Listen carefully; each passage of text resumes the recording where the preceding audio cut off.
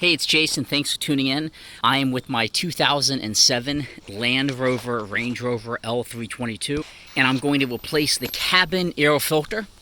This is something that should be done every 15,000 miles. I do not think I've had mine done recently. I don't have it documented, so I'm expecting to have a very dirty cabin air filter because when I'm driving, I kind of get a little bit of a smell that usually the filter would filter out. And what you can see here is the replacement. This is a Chinese Amazon replacement. It is not OEM. The OEM one was 39 bucks, and shipping, because I wasn't buying anything else, was like 20 bucks. So I would rather replace it frequently and save some cash. But every instruction I've read online said when you put the filter in, make the arrows face up towards the vehicle. As I'm showing here, this has no arrows marking anything. The only difference I see on each from front and back would be this channel. So you notice there's nothing here, and then this has like a little bit of a channel or a lip, you could say. So I'm gonna, when I pull the old one out, pay a lot of attention to how it was in. This is an activated carbon one that looks nearly identical on each side, except one side has pull tabs with that little lip that I talked about. So where do you put this in? Pop the hood. I'm using a step stool. You'll climb up. I just put my knee on a nice safe spot in front of the car, and you're gonna want to effectively push these tabs in the cowl down underneath of this. These tabs typically go on top of this cowl. So push these tabs down, and then the cowl lifts up, and these tabs, when it's locked, go over it.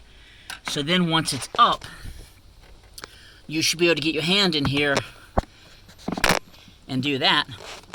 And you see that airflow I was talking about pointing towards the windshield. I'm told that is what I should have had. Now I can see already that those channels are in the down position. So when I pull this filter out, I'm going to want to put mine in just like that, because that has the channels that it goes into. So I'm going to need both hands to get in here and pull the filter out. I'm going to pull it out, I'll show what it looks like, and then put the new one in. So a little tip to getting it out. For whatever reason, the one that's in it doesn't have these little pull tabs. The one I'm replacing it with, these little tabs lift up and presumably enable you to pull it out. So to get this one out, I just used my little pry bar, hooked it under the lip, and it would slide right out.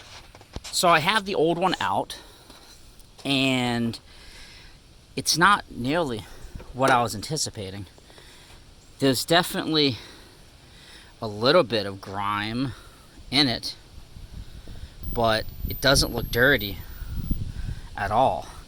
But none of the service records I've had show getting this done. I don't remember any point of specifically asking to have it done, but I'm going to replace it anyways because I have it. That's the new one with the active carbon, the old one.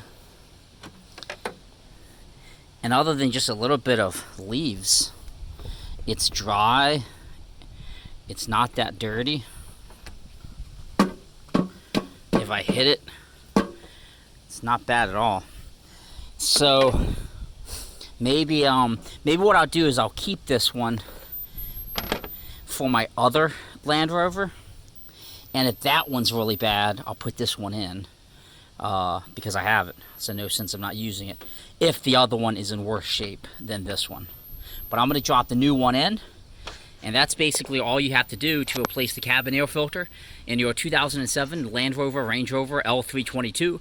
These instructions would be the same for 2003, 4, 5, 6, 7, 8, and 9 Land Rover. So the next one I do will be a 2003. I hope you found this useful. Thanks for watching.